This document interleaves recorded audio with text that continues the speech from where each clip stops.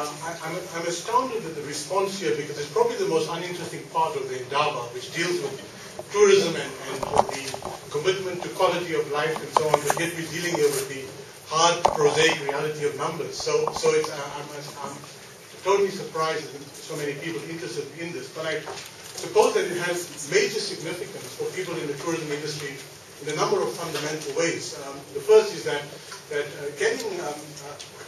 coming to grasp with the numbers, what the contribution of tourism is to the economy, has monumental consequences for economic policy and social policy in the country, and it can play a critical role. More importantly, it allows lots of planning, not only in the public sector, but the private sector. As Ginny has pointed out, this work is a culmination of years of hard work amongst a number of stakeholders and role players, and in particular, the team in Stats SA, which I should say I really haven't been part of, a newcomer to Stats SA. But just to introduce myself, I'm the DDG of Economic Statistics, which means that I'm responsible for all the statistics that relate to the economy, which by and large would involve a lot of the data we use in tourism, but not exclusively all the data. A lot of the data from households, from movement, from immigration, would be managed by my colleague Kefilwe Masitengo, who is the DDG for Social and Population Statistics. I may or may not be able to answer some of the questions you may have that relate to surveys that fall under her management. So what I'm going to do is I'm going to be extremely brief. I have 11 slides or 12 slides, but I'm really going to focus on 7 or 8 and just quickly take you through one or two. Now, we look at the key concepts, and I think the emphasis here really are the results. What the results are telling us. There's a more technical session, I understand, at 2 o'clock, which will allow those who are interested in the more technical issues, the definitional boundaries, the concepts, to actually have a more serious discussion, if it need be, on how the entire accounts, so to speak, were compiled. As is often the case with the research, there are often competing estimates and so on, so we will give you some indication of what our estimate is of the contribution of direct tourism to the South African economy is relative to the World Tourism Council. We'll then suggest some ways in which we can improve the indicators and allow people in the industry and planners to really track the sector as accurately and as timely as possible. I just come back a couple of days from Australia and was amazed at how developed their data around tourism is and the benefit that the industry derived from that. And we have a long way to go, but we also have made enormous progress. So I have 2 slides which I'm asking you not to spend too much time on, but essentially we wanted to give you a flavor of the fact that compiling a tourism satellite account is a very complicated business and a very laborious business. Now, for those of you who are not familiar with economics or not familiar with statistics, satellite may have many other meanings other than what it's meant to have in today's context.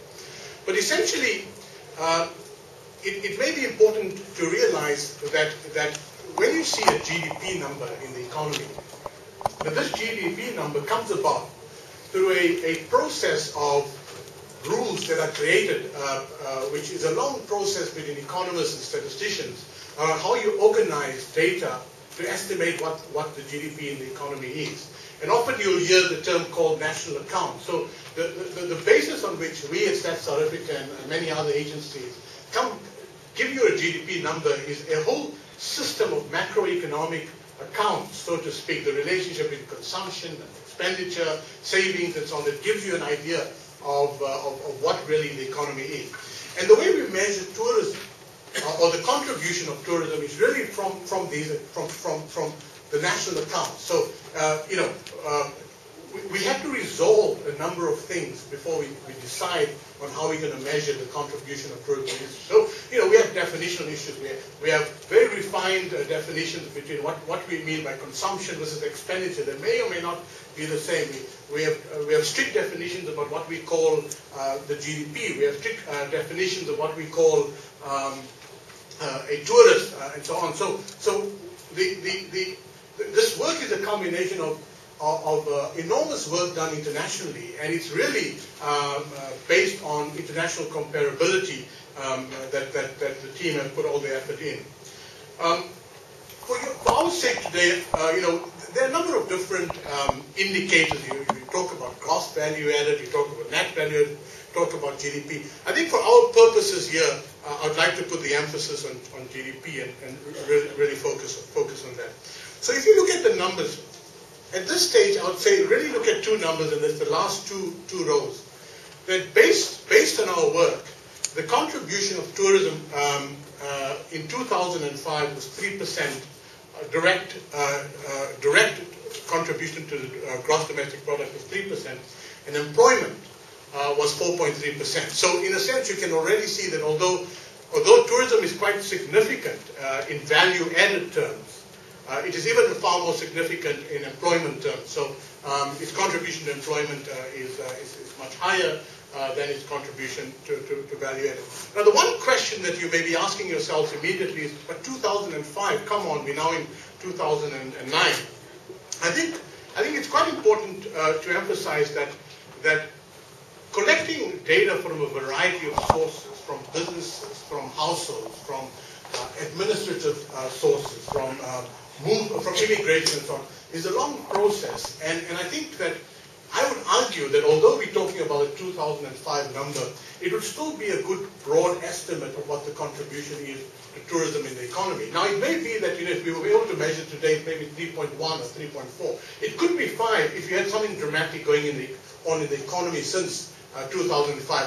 Let's say, for example, you had a situation where every industry collapsed and tourism just grew exponentially. Then 2005 would be wholly outdated. But under current circumstances, I think the number is still very relevant. It would be interesting to see what the number would be if we can measure it, and I'll talk a bit about it in the next 2-3 years. So I'm saying, don't get hung up over the fact that we're dealing with the 2005 number. It remains a good indicator of the contribution of tourism to the industry.